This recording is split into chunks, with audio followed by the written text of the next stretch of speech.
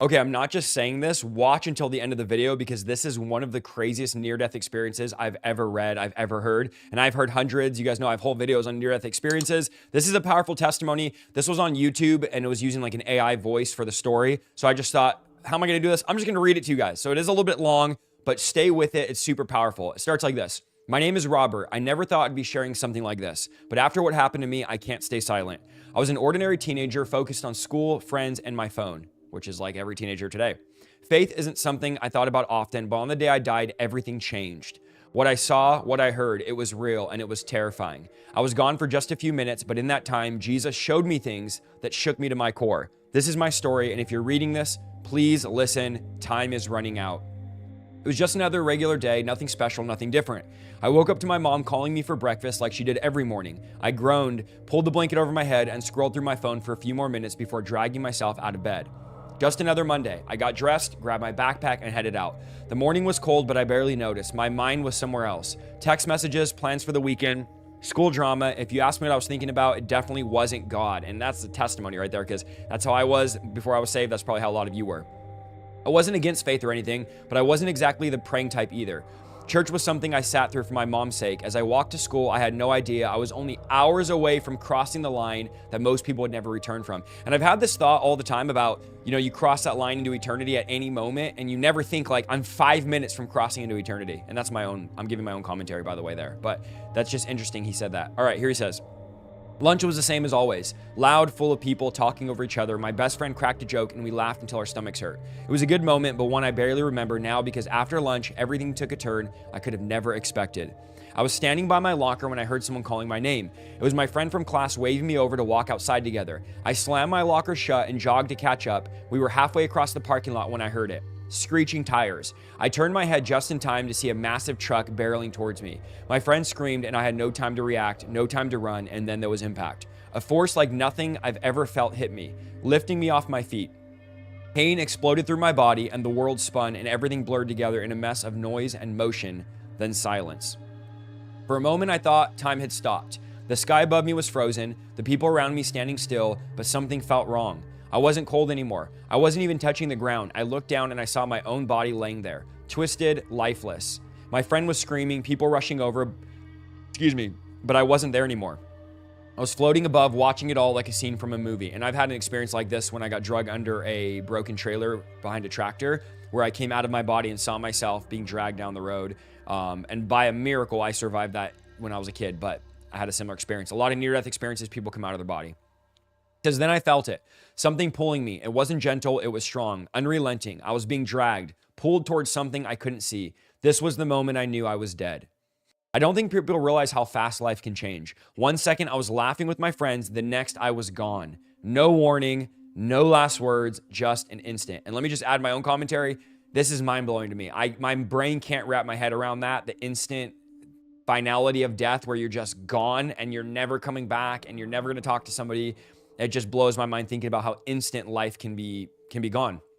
He says this, and everything was over. I remember the impact, the way my body felt lifeless for a split second before crashing back down, the sound of metal crunching, people screaming, tires screeching. It should have lasted forever, but it was over in a heartbeat and then silence. This is where it gets really interesting. I didn't feel my body anymore. No pain, no breath, nothing, just stillness. I opened my eyes expecting to see the ground, but I wasn't there. I was floating. It took me a moment to understand what I was seeing. My body was on the pavement, completely still. My arms twisted at an unnatural angle. Blood pulled beneath my head. My friend knelt beside me, screaming my name and shaking me. I tried to reach out to tell her I was right there, but my hands passed through her like smoke. Then the pull started. It was like something latched onto me, dragging me away from the world I knew. I fought against it, but there was no resisting. I was being taken, and there was nothing I could do to stop it. At first, I thought maybe I was going to heaven. That's what's supposed to happen, right? When you die, you see a bright light and go towards it, but there was no light, only darkness. And the further I went, the colder I became. I felt like I was sinking into something thick, like ink or tar. Voices whispered around me, but I couldn't see anyone. The words weren't clear, but I knew that they were not friendly. Then I heard something else, a deep voice commanding, the full of power. Stop. Everything froze, the darkness, the whispers, the pulling, it all stopped in an instant. And then there was light. Not just any light, this light was alive. It cut through the darkness like fire through paper, and standing in the middle of it was a figure. I knew who he was before he even spoke, Jesus, and he didn't look happy. At that moment, nothing else mattered, not my body, not my life, not anything I'd left behind. I was standing before Jesus, and I knew without a doubt that he was real. His presence was overwhelming. It wasn't just light, it was power. It filled everything, piercing through me, exposing every thought, every action, and everything I've ever done. Ooh, it gives me chills. I couldn't move, I couldn't speak. Then he looked at me and I felt everything: love, sorrow, disappointment. I wanted to drop to my knees to beg him for mercy, but I had no control over myself. My entire being was laid bare before me. Then he spoke. Robert, do you know why you're here? I tried to answer, but no words came out. He didn't wait for a response. Instead, he lifted his hand, and suddenly I was seeing my life, all of it. And let me just stop and say, this is very common in near-death experiences. This is called a life review, where when people die, they get an entire review of their life. Something just to think about. Every moment, every choice, every sin I had ever committed. Oh, that's scary. It played before me like a movie, except I felt everything. Every emotion, every consequence. I saw times I'd hurt people, times I'd ignored those in need, every lie, every selfish action, and I felt the weight of it all. Jesus wasn't punishing me, he was showing me the truth. Oh! Then the visions changed. I saw something else, a world burning, people screaming, darkness spreading across the earth like a plague, and worst of all, people walking around toward it willingly. I wanted to look away, but I couldn't, and that's when Jesus said something I will never forget. This is what is coming. As Jesus spoke those words, this is what is coming, the light around us faded and I was plunged into darkness. It wasn't just any darkness, it was thick, suffocating, alive. I felt cold, but not the chill of winter. This was different. It was a kind of cold that sank into my bones, deeper than the body itself, a cold that wrapped around my soul and refused to let go. I wasn't alone at first. I only sensed them, shapes and shadows moving beyond my vision. When I heard them whisper, slithering through air, words I couldn't fully understand, but instinctively knew were evil laughter, low guttural mocking, a voice deep and distorted spoke to me saying, "You don't belong here yet." I turned trying to find the source, but there was no direction in this place. No up, no down. I was floating in an endless abyss. Then suddenly I was falling. The pit swallowed me whole, and the deeper I fell, the worse it became. The whispers grew into screams, cries of agony and despair. Shadows turned into figures, twisted, writhing forms reached out, clawing at me, trying to snag me down further, trying to drag me down further. The smell, burning flesh, decay. I wanted to scream, but no sound came out. I knew where I was. I'd heard about it in church, but I never believed it was real. But there was no denying it now. This was hell. The screams, endless, layered on top of each other, never stopping. Faces appeared in the flame, some contorted in rage, others in sorrow. I saw people I recognized, some from school, some I only met in passing. Their eyes locked onto mine, pleading, but I couldn't help them. Then I heard a voice I recognized. "Robert, help me." It was a friend, someone I'd laughed with, joked with, hung around with, someone who never took faith seriously, just like me. And I saw his face and he saw me, and in his eyes, I saw something I'll never forget. Regret.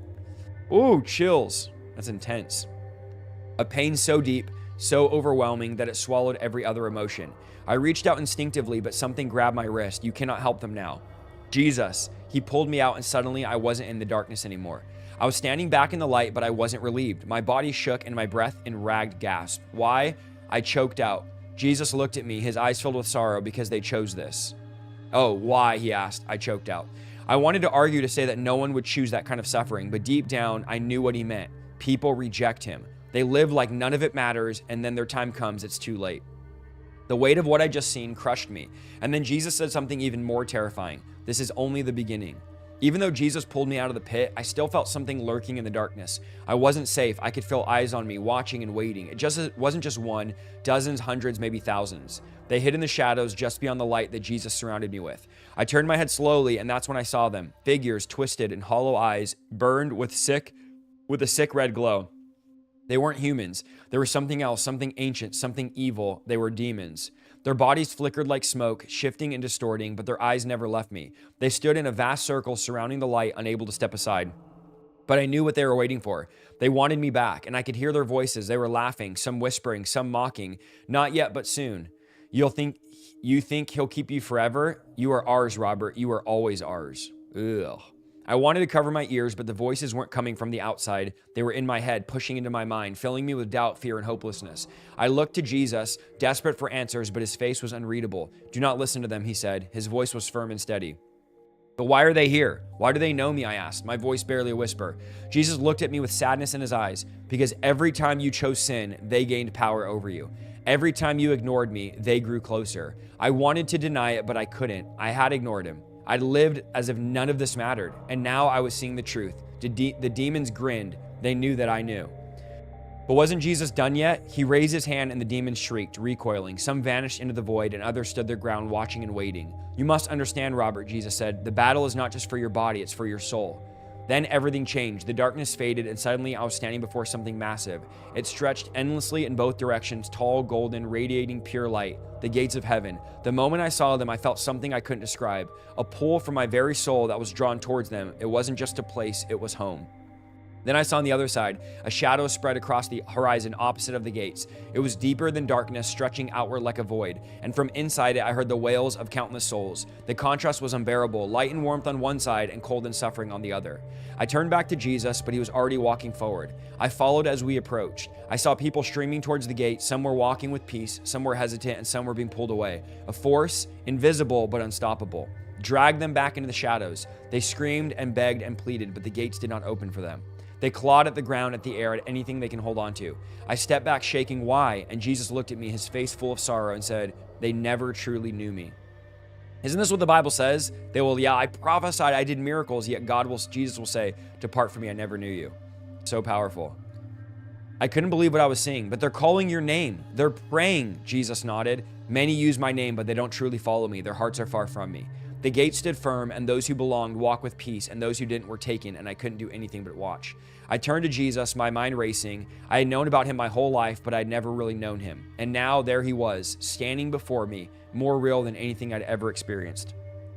His eyes, I'll never forget his eyes. They weren't just looking at me, they were looking through me. Past my words, past my excuses, straight into the deepest part of who I was. And for the first time, I understood what it meant to be truly known. I couldn't hide. Every lie, every sin, every time I ignored him, he saw it all. And yet his eyes were filled with love, not anger, not hatred, not disappointment, love, overwhelming, unconditional, all-consuming love. And I couldn't handle it. I dropped to my knees, unable to speak. Jesus stepped closer. His voice was gentle, but filled with authority. Robert, do you know why I brought you here? I shook my head. I don't know. He reached out and suddenly I saw flashes, images, memories, times when I ignored his voice, times when I chose my own way instead of his. Times when I hurt others, when I turned my back on him and I wanted to look away, but I couldn't. Because I love you, Jesus said, and I don't want you to be lost. Tears came down my face, but I didn't deserve this. I failed so many times. Jesus smiled. Jesus smiled. You were never meant to be perfect. You were meant to follow. And in that moment, I understood that it wasn't about me earning my place. It was about him choosing me. Jesus took a step back and suddenly the ground shifted, the sky darkened and the air grew heavy. And then I saw the future. The earth had split open and fires raged. Storms tore across cities. I saw people running, screaming, crying for help, but no one was listening. No one was coming. Destruction spread like a wave, covering everything in darkness. People fell to their knees, some in prayer, some in despair, and in the midst of it all, I saw figures, twisted demonic beings moving through the chaos, whispering lies, leading people into the abyss.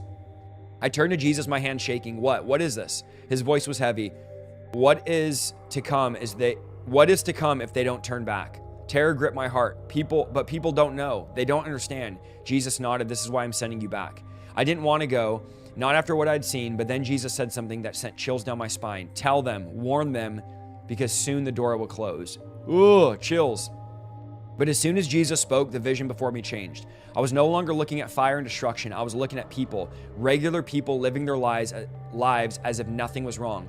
They were laughing and eating and working and scrolling on their phones. Everything seemed normal, but then I saw what Jesus saw. Sin wasn't just around them, it was inside them. I watched as people gossip and their words turned into dark smoke and wrapped around them, suffocating them. I saw greed, men hoarding money, ignoring the cries of the poor, hands gripping on something thick and black. I saw lust, people pulling them into chains without them realizing it. I saw lies slithering around like snakes in people's mouths. Then Jesus raised his hand and I saw something that made my heart stop. People were marked. Some had light radiating from them, pure and strong, but others, their foreheads were stained with darkness, an invisible seal only I can see. I wanted to warn them, to tell them something was happening, but they wouldn't have believed me if I tried. The worst part, some of them went to church every Sunday. They sang, they prayed, they listened to sermons, but their hearts were far from Jesus. Their faith was just a routine, a checklist. They thought they were saved, but they weren't. That's deep. Tears filled my eyes. Jesus, what happens to them? His voice was firm. Unless they turn to me with their whole hearts, they will not enter my kingdom. I broke inside because I always thought believing in God was enough, but now I understood it's not just about knowing his name, it's about knowing him. Suddenly the vision faded and I saw something new. A massive book had floated before me, glowing with heavenly fire. I knew what it was even before Jesus spoke. The book of life, the book that contained the names of those who belonged to God and the ones who were saved. I held my breath as Jesus opened it. Pages turned, one after another, covered in glowing names. Names of people who had surrendered their lives to him. Some I recognized, family members, people from church, but then I saw the blank spaces, empty spots, and names where places names should have been. People who thought they were saved, people who had been good, people who had gone to church, believed in Jesus, but had never truly surrendered. My hands shook. Jesus, why? His voice was heavy. They never gave me their life. They called my name, but they never followed me. Then I saw something that made my blood run cold. Names fading. People who had once been faithful but turned away. People who had known the truth but chose the world instead. Their names blurred, dissolving into nothing. I couldn't breathe. Can they be saved? I asked desperately. Jesus turned to me, his eyes filled with sorrow. As long as they have breath, there's a chance, but soon time will end. It's almost done. I felt sick. How many people think they're saved but aren't? How many have no idea that they're on the edge of losing their eternity? And then Jesus showed me something worse, and suddenly we were no longer alone. A figure stood before us, shining brighter than the sun, his presence radiating authority, an angel, and his voice echoed, shaking the ground. The time is near, the judgment is coming, many will be lost. My heart pounded. I wanted to argue and beg for more time for the world, but the angel continued. They mock the warnings, they laugh at the truth, they choose darkness over light, and the doors close, and they will beg for mercy, but it'll be too late. I dropped to my knees. Is there anything we can do? I whispered. The angel looked at Jesus, and Jesus nodded. Tell them, the angel said. Tell them to turn back before the door closes forever. A deep sadness filled my chest because I had seen what was coming. I had heard the warnings, and yet I knew what most people wouldn't listen. They would laugh. They would say, we have time. They would say, God is love. God wouldn't send anyone to hell. They would keep living like nothing was wrong until it's too late. Jesus spoke again, his voice full of power. Tell them, Robert. Tell them what you've seen. And I knew in that moment why I'd been set back. Before I could ask anything else, everything shifted. The light around me dimmed, and a strange force pulled me backwards. Wait, I don't want to leave, but it was too late. I felt my body again, the weight of it, the pain, the burning in my chest. I gasped. Air rushed into my lungs like I'd been drowning. Voices screaming, he's back, we have a pulse. I opened my eyes, my vision blurred from my tears. Bright lights, medical equipment, people hovering over me. I had returned, but I was not the same. The memories of what happened burned into me. The faces, the screams, the book of life, the angel's warning. I tried to sit up, and a nurse pushed me down gently. Robert, stay still. You are gone for 3 minutes. 3 minutes? This was all it took to see eternity. I looked around desperate to tell them what had happened, but no one would understand. They would just think I had an hallucination, but I knew the truth. I had been given a second chance. Not for myself, but for them. For everyone who needed to hear this before it was too late. Wow. As soon as I could speak, I began to tell my story. Jesus is real. Heaven is real. Hell is real. The time is running out. The days after I came back were the hardest. I couldn't sleep. Every time I closed my eyes, I saw flashes of what I witnessed. The souls, the screaming, the book of life, Jesus filled with sorrow. The weight of it all crushed me. I tried to act normal around my family, but I wasn't the same person anymore. How could I be? Before I cared about meaningless things, social media, what people thought about me, entertainment, but now none of it mattered, not after seeing what is coming. My parents thought I was just traumatized from the accident. My friends joked that I'd been touched by heaven and laughed it off. No one understood. I tried explaining, but their eyes glazed over like they weren't ready to hear it. That's when I realized the real battle. It wasn't just that what I saw in eternity. It was what was happening on earth. People weren't rejecting God because they hated him. They didn't care. They were too distracted, too caught up in their own lives to notice how much time was slipping away. And that terrified me more than anything, because that's exactly how the people I saw in hell had lived. They ignored the warnings, thinking they had time. I'd been given a second chance. I had seen the truth, and I couldn't waste it. Jesus didn't bring me back to go back to my old life. He brought me back for a reason, and I kept his word, hearing his words in my head. Tell them. So I started talking, first to my family. My mom cried when I told her. My dad listened and stayed silent. My little brother didn't know what to say. Then I told my friends. Some believed, some didn't. I wrote about it. I spoke about it. I told people in church, at school, online. I didn't care if they laughed. I didn't care if they thought I was crazy. It was a warning. I told them about the people who thought they were saved that weren't. I told them about the names fading from the book of life. I told them about the demons waiting for those who choose sin over God. And I told them about Jesus, the way he looked at me, the way he loved me, even though I didn't deserve it, the way he showed me that it's not too late to turn back. Some listened, others didn't, but it wasn't my job. My job was to tell them.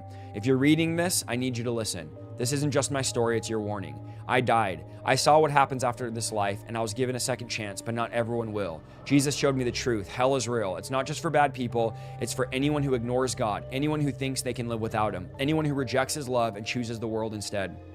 Most people don't believe it. Most people think I'll fix my life later, but later is running out. I saw what's coming. Jesus showed me. He said the time is near and people need to wake up before it's too late. I don't care if you think I'm crazy. I don't care if they ignore me. I did my job, and I'm telling you the choice is yours. Jesus is waiting. He's been waiting. Soon the door will close, and if it does, there's no going back. Please don't wait. Turn to him right now because time is almost up. After coming back, I realized that the battle is not the battle I witnessed in the spiritual realm wasn't just happening there, it was happening here every single day. At first, I didn't notice it, but I thought I can go back to my normal life while spreading the message. But then the attack started. It began with nightmares. Okay, so he goes on to getting attacked by demons, continual nightmares after this. And then he says this is the last thing I want to share here. Some people think they can wait until they're older to follow God. Others think just going to church is enough, but I saw the book of life. I saw names that weren't there. People who thought they were saved but had never truly surrendered. And when their time came, they were dragged away. I don't want that for you. Jesus didn't want that for you. But the truth is, he won't force you to follow him. You have to choose. And the worst lie the enemy ever told the world is that you have plenty of time, because one day you'll wake up and it'll be too late. The door will be closed and all that will be left is regret. So please don't wait. Don't brush this off. Don't tell yourself you'll think about it later, because later may never come. Jesus is calling you right now. Will you answer?